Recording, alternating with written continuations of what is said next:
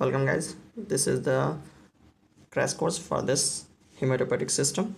Here you can see the pluripotent stem cells is forming it has a tendency to form any kind of stem cells.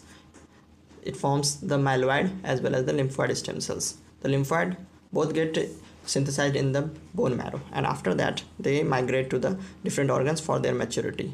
In this you can see the bone marrow B cells as well as the natural killer cell is matured, while in the thymus is the T cells get matured.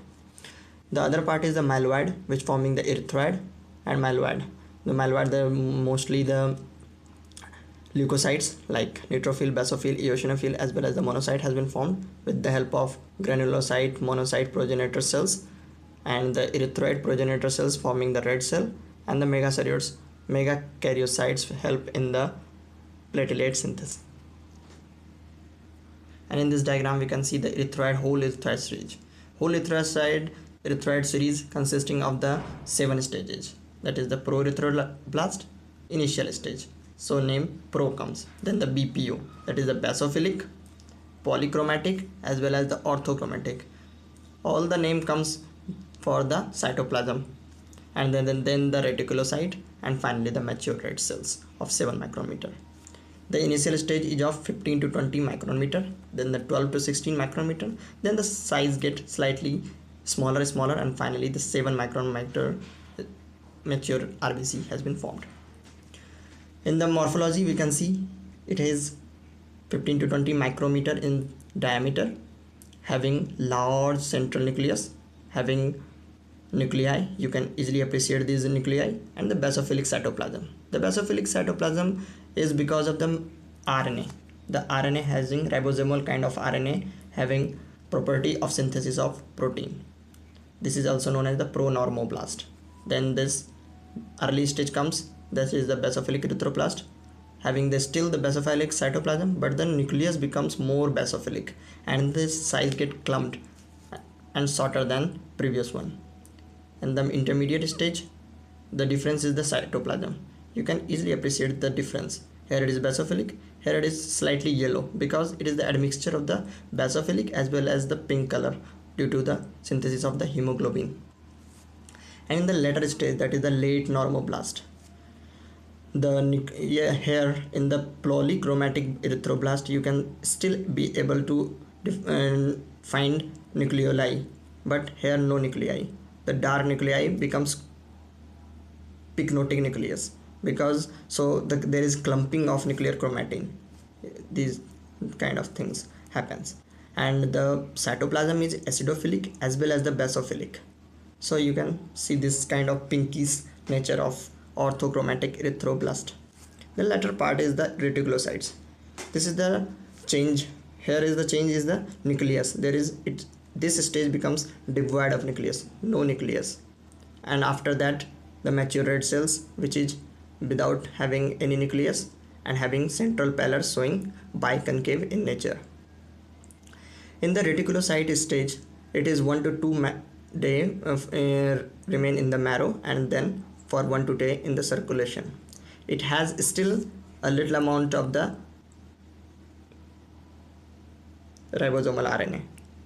This ribosomal RNA having property of synthesis of hemoglobin. So it has still the property of the synthesis of the hemoglobin. Now the another series, that is the myeloid series, comes where from the precursor granulocytes the myeloblast has been formed. This myeloblast then later in the promyelocyte, then myelocyte, then metamyelocyte.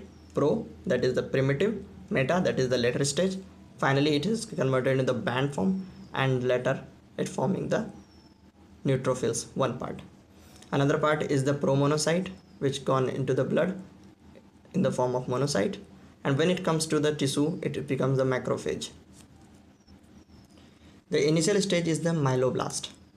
You can easily appreciate it is the largest stage, largest in size, 10 to 16 micrometer, having the basophilic cytoplasm again, and the nucleus is quite large in the central area, and easily appreciable nucleoli, 5 to 6 pale nuclei you can easily appreciate, and the nuclear chromatin material are also visible.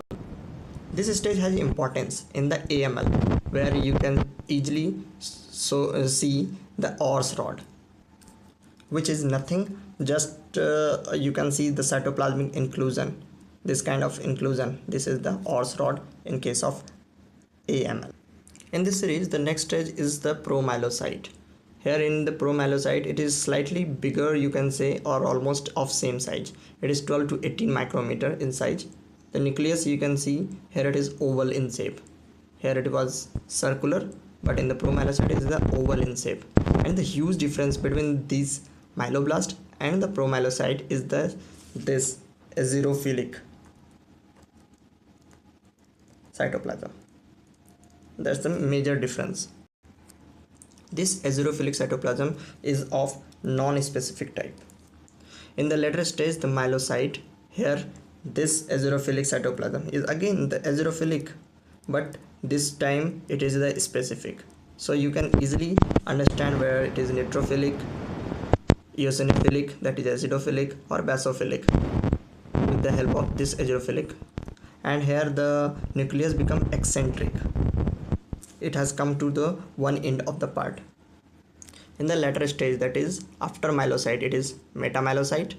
It is again of 12 micrometer in size, and here you can easily see the nucleus shape. It is quite you can say horseshoe shaped, and the kind of granules, it is primary as well as secondary, that is specific as well as non-specific type of granules are present here. And the later stage, it is the band form. Here it is the band like pattern in the nucleus, in which the nucleus get clumped, and nuclear chromatin material is quite clumped.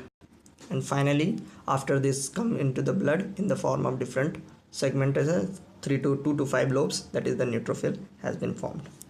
Another segment of it is the promonocyte. Similar, it is converted into the monocyte, and when it comes to the tissue, it has the part known as macrophage. So this was the myeloid series.